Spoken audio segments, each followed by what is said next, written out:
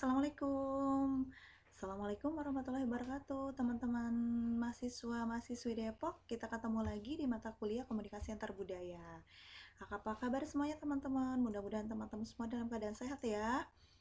Kita kembali ke perkuliahan lagi nih setelah kita libur panjang. Nah, mudah-mudahan dengan libur panjang kemarin, teman-teman banyak yang pada lupa ya mengenai materi yang sudah saya bahas di antara pertemuan 1 sampai pertemuan ke-7. Oke, pertemuan ke-8 minggu kemarin kita sudah membahas mengenai perbedaan apa sih perbedaan komunikasi antar budaya dengan komunikasi lintas budaya. Kita sudah pernah membahas di forum diskusi, walaupun belum sepenuhnya detail ya kita jelaskan karena terkait dengan lambatnya sistem yang ada di SSO. Tapi nggak apa-apa, forum diskusi ini hanya sebagai tambahan fitur yang ada di sistem Setiami. Jadi mudah-mudahan teman-teman tidak menutup jadi karena sistemnya lama kemudian jadi malas untuk berdiskusi. Oke, kita bisa lakukan diskusi seperti biasa di WhatsApp grup kita ya untuk mata kuliah komunikasi antar budaya. Oke teman-teman, seperti yang sudah saya pernah jelaskan di grup WhatsApp nih, bahwa pertemuan komunikasi antar budaya ini ada 7 kali pertemuan lagi sebelum kita melakukan ujian akhir semester. Di 7 kali ini adalah pertemuan kedua di minggu kedua atau pertemuan yang ke-9.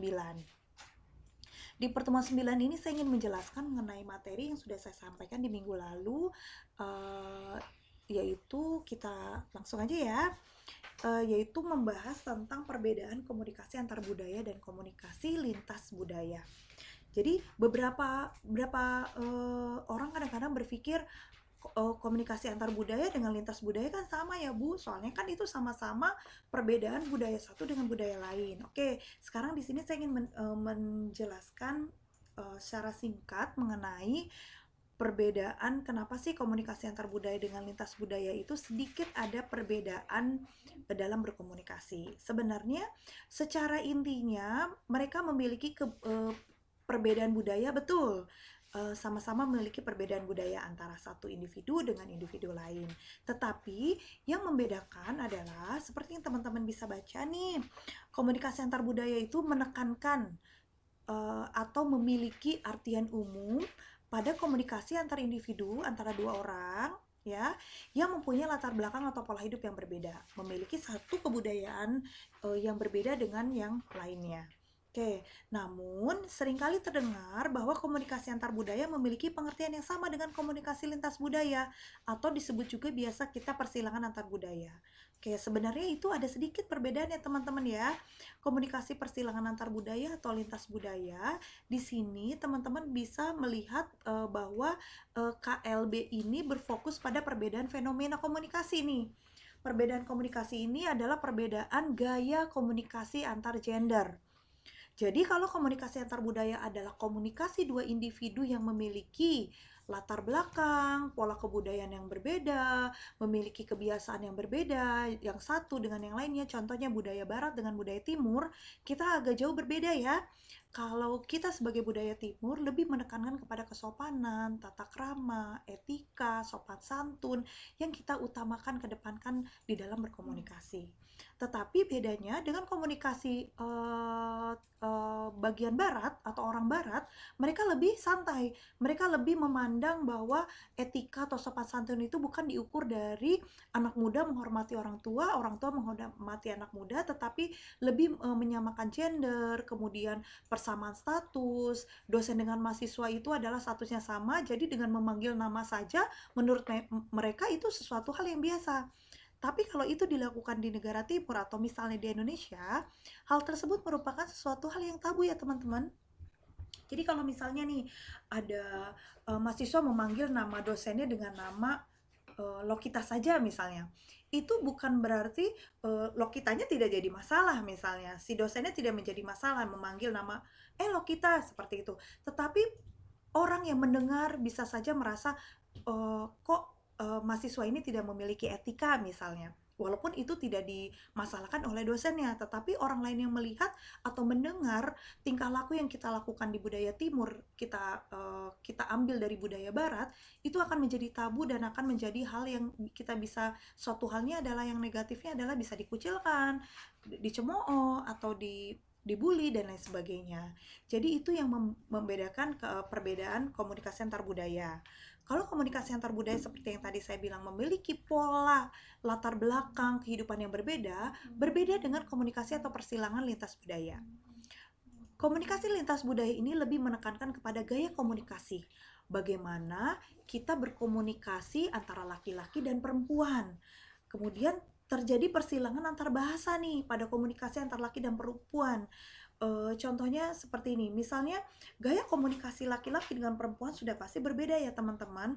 Kita abaikan dengan orang yang tomboy, misalnya anak tomboy, atau laki-laki yang gemulai ke perempuan-perempuanan, itu berbeda. Yang saya maksud di sini sebagai komunikasi lintas budaya adalah bagaimana cara berkomunikasi laki-laki yang macho atau laki-laki yang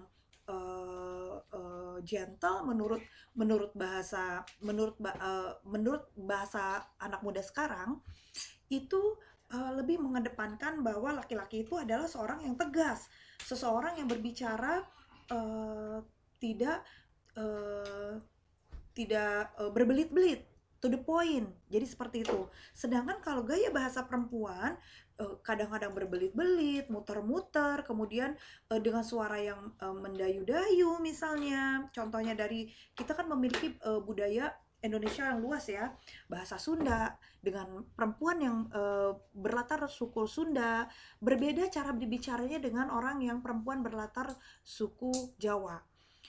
Saya contohkan, orang yang wanita yang memiliki latar belakang dia memiliki budaya suku Sunda atau Jawa Barat itu lebih ke mendayu-dayu teman-teman. Dari cara ngomongnya, lemah lembutnya, atau cara berbicaranya itu berbeda sangat dengan perempuan Jawa. Kalau perempuan Jawa mungkin sama lembutnya, tetapi dari pronunciation atau pengungkapan kosakatanya itu jauh berbeda. Mereka jauh lebih misalnya lebih struck to the point, tegas dan lain sebagainya. Ngomongnya tidak mendayu-dayu seperti misalnya perempuan dari Sunda. Atau misalnya tipe karakter perempuan yang berlatar suku Batak misalnya. Orang yang berlatar suku Batak dia terbiasa untuk berbicara keras, atau orang Sumatera misalnya berbicara suku keras atau lantang, kencang. Bukan berarti orang yang berbicara seperti itu adalah orang yang sedang marah, tetapi memang latar belakang budayanya yang berbeda dengan latar belakang budaya Jawa atau Solo misalnya.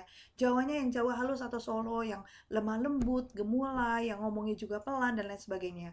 Tapi dengan memiliki gaya bahasa tersebut juga menunjukkan bahwa komunikasi lintas budaya itu berwarna-warna suku, berwarna-warna cara berkomunikasi. Itulah yang menyebabkan kenapa komunikasi lintas budaya itu adalah membedakannya adalah dari gaya komunikasinya. Laki-laki pun seperti itu untuk suku tertentu ya. Ada yang berbicara kencang, ada yang berbicara terlalu halus, ada yang semua tergantung dari latar belakang. Tapi itu hanya sebagai identik saja, bukan berarti menjadi satu tolak ukur bahwa contoh laki-laki Jawa berperangai lembut, sedangkan orang yang berbicara kencang berperangai kasar atau jahat. Tidak seperti itu. Ini hanya sebagai identik atau sebagai bentuk gaya komunikasi dari latar budaya yang berbeda-beda di Indonesia. Oke ya, saya rasa di sini teman-teman sudah cukup paham untuk membedakan antara komunikasi antar budaya dan lintas budaya ya. Oke, sekarang saya ingin menjelaskan tentang sebenarnya peranan bahasa atau cara bahasa berbicara itu peranannya seperti apa sih di dalam komunikasi antar budaya. Oke, di sini saya ingin menjelaskan nih, teman-teman bisa baca. Peranan bahasa di sini sangat penting ya teman-teman. Bagaimana kita melakukan komunikasi antar berbeda budaya, itu adalah peranan bahasa, pengungkapan kata-kata kita untuk menunjukkan kita berkomunikasi dengan orang yang berbeda budaya, itu adalah menunjukkan peran, kemudian jati diri individu itu sendiri. Oke, sekarang kita bisa baca di sini bahwa komunikasi antar budaya acap kali terdengar sukar untuk dilakukan karena kebudayaan atau pola hidup mereka yang berbeda akan membuat kesalahpahaman di antara dua individu, sehingga perlu adanya sesuatu yang dapat menurunkan tingkat kesalahpahaman di antara kedua individu tersebut agar tidak terjadi pertikaian.